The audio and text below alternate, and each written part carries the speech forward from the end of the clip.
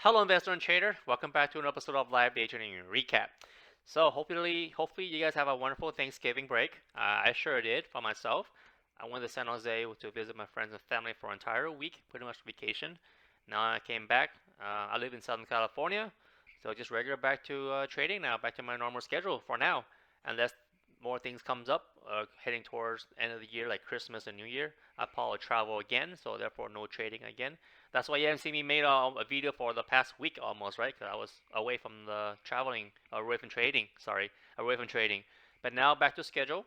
So before I show you the recap, I'd like to disclaim that I'm not a financial advisor or a stock guru, and I don't sell any courses either.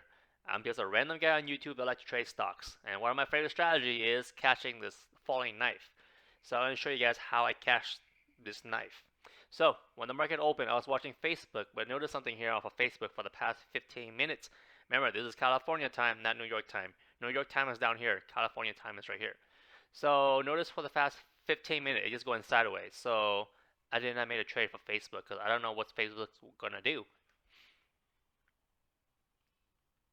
So my friend alerted Roku, but this looked for a nice formation, but I decided not to trade Roku. So then I finally decided, you know what, I'm going to trade DFS again. Now, you recall, I currently holding 1,000 shares of DFS to collect covered calls. Today, I finally decided to sell the covered call to close the covered call to collect the premium because it tanked pretty good today where the premium kind of like began to be worthless. So you will see me collecting the premium pretty soon. So DFS is falling as always, right? Red candle, red candle. That's why right here you don't buy the first 5 minutes. You see how it spike and then it's tank, right? Now this, I don't want to pick on other traders, but I have seen other traders that would jump in right here thinking it break all-time high or something or go higher, and then they get stuck because the thing went down. That's why it's so important to wait for the first 5 minutes just to have a reference candlestick to see what kind of candle it formed, because this is 5 minutes right here. Notice I don't use a 1 minute chart. I do use it, but not always. I prefer 5 minute, 15 minute, a bigger time frame. Okay, so the stock is falling, right? Am I going to jump in right here? Absolutely not. Remember, we have to wait for the confirmation, right? Well, first, before confirmation, we need to wait for a reversal signal. And notice one thing right here. Right here, it's kind of close to the moving average. I prefer it like right here. You see how it falls away from the moving average?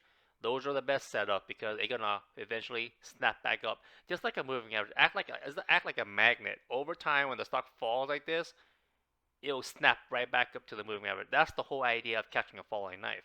You don't want to catch it when it's kind of too close to this moving average. So let it fall. And notice here, this stochastic and RSI is sloping down.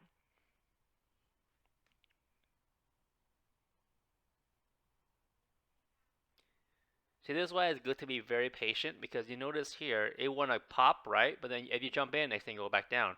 That's why we need to wait for the whole candlestick to finish just to see what kind of candle it formed. It could be a fake out. Looks good right here, right? Looks good. It went back up, right? But it's green, but nope. Continue to the downside.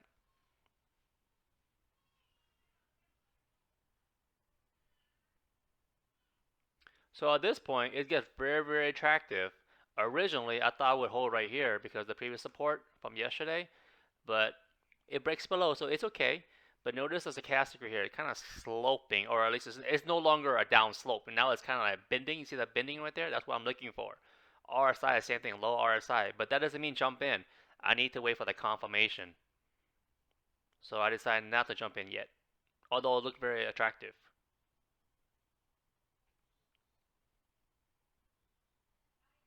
Okay, now looking more and more attractive.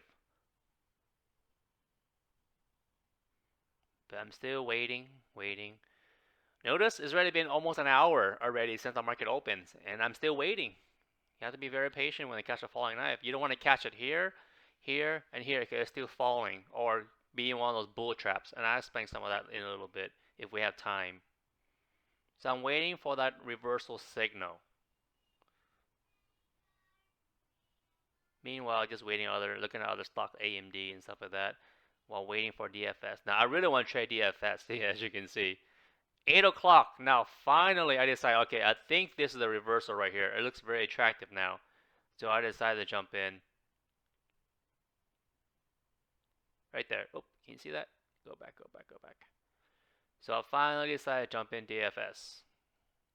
After this big green candle shows up at a higher high, obviously, right? A market order, only 400 shares, like a starter size.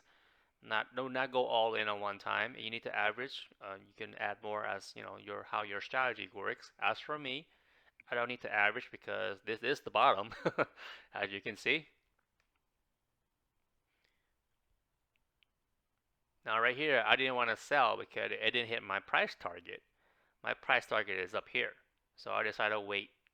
Although it is, I would say, wise or smart decision to take some profit.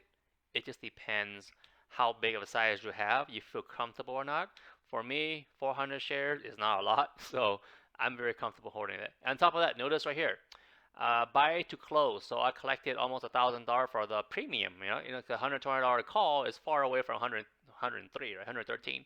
That's why I decided to close this position, collect that almost $1,000 premium, which is supposed to do on the third this Friday, but I think it's good enough. Okay, that's the close. That's the cover call. Now back to trading. And then the stock went against me right here. Now at this point, I wasn't panicking because I saw the daily. I think I show it here that I checked the daily. Yep. Nope, not yet. I thought I did. Hold on, pass for a little bit. Because when I trade, I also look at the daily too. So right here, I made another cover call for AutoDesk. Now, Autodesk, I bought around 1253 when I was in San Jose. So I currently own 100 shares, only 100 shares, not much. That's why I have one call right here. That's 260 strike price. That's due on December 10th, so 2 Fridays from now. So I'll collect 600 bucks. Back to trading.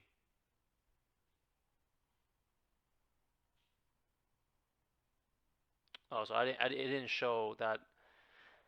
Well, if you look at the daily picture for DFS, it shows that around this price range right here, the 200 moving average. Again, a lot of institutional trader likes to buy at the 200 moving average, rather than buying way far away where it's overpriced.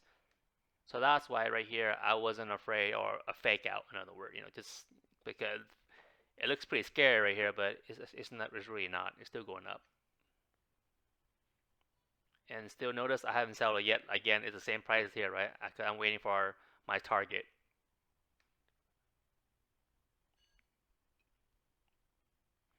But notice here, the stochastic is no longer sloping like this. It's kind of curving. You see the curve? That kind of gave me an idea. Okay, we are near the peak. I'll expect a little bit higher, so I decided to wait a little bit more. But we are near the peak. It started curving already.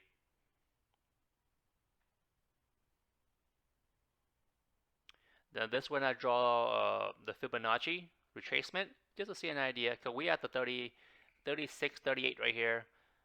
Ultimately, I think this could be a heavy resistance, of course, and then up here and up here. Now you're very optimistic, but notice here it's kind of like plateau right here, right?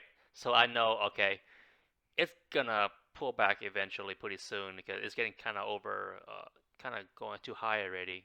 So I have my order almost ready right there. So I exit right at 14 even. So that's my target right there. So in the end, it was a pretty good trade. Enter here, exit here. So that's like a $500, $600 trade. Notice now it has a negative again, right? Because due to the W right here, the watch sale. That's because I currently still holding 1,000 shares of DFS in my account to collect cover calls, which I will make when the stock go back up again. So it's kind of messed up the P&L a little bit, if that makes sense. But you do the math, you take this number, subtract this number, multiply by 400, that's the profit. So I ended the day with around 1,500, most of it because of this cover call right here that I collected. So not a bad day. So I did not sell at the top, obviously, because it kept going higher after that, a little bit higher, that's it. And this popped out of nowhere. Right there, that pop. I'm like, oh, are you serious? But then again, after that, it went back down. because you see how the stochastic is getting plateau. It's not going up anymore because it's almost maxed out, right? 92. So I have to go back down, and of course the stock will go back down with it. So that was pretty much my trade today. Around $1,500 at the end of the day. Okay, let me go to here real quick, and we have time to talk about. One of my friends showed me this stock called CCL. I was watching CCL this morning too, but I decided not to trade because I didn't see any confirmation. I don't want to catch a knife when there's no confirmation. But the funny part was this spike right here tricked a lot of people, even professional traders. And I don't want to point any name, but there are some professional traders. I saw the footage they posted today get trapped right here. But hey, if they claim themselves professional, then they shouldn't be jumping here, in my honest opinion. And here's another bullet trap. Here's another bullet trap. Here's another bullet trap. Remember the wave, the third wave trap? So here's the final wave. This final wave right here is pretty tricky, but I don't know if you can see it or not. But right here is double bottom, right? And right here, there's the RSI. Notice this increase right here. Again, it's RSI convergent divergent. If you're very good, you enter right here. Technically, right? This is the reversal. That's a confirmation, a higher high, and you ride up wave. And you can use the Fibonacci to see how high it'll bounce. That's one way of doing it. You can go all the way up here if you like. Just pull this thing down. There we go, around the 50% level retracement. So I thought it was pretty cool for CCL. But again, I did not trade CCL. I was watching it because I decided to trade DFS instead today. So let me go here. So yeah, I sold it right here. It popped and it of course pulled back down. You see it right here? That's what I'm saying. It's gonna pull back down, right? And it did, because this moved like sine wave, up and down, up and down. Sometimes it go down for a while, but eventually you gotta go back up. All right. Hopefully you have a wonderful Monday. So hope you see you guys on the next episode. Bye.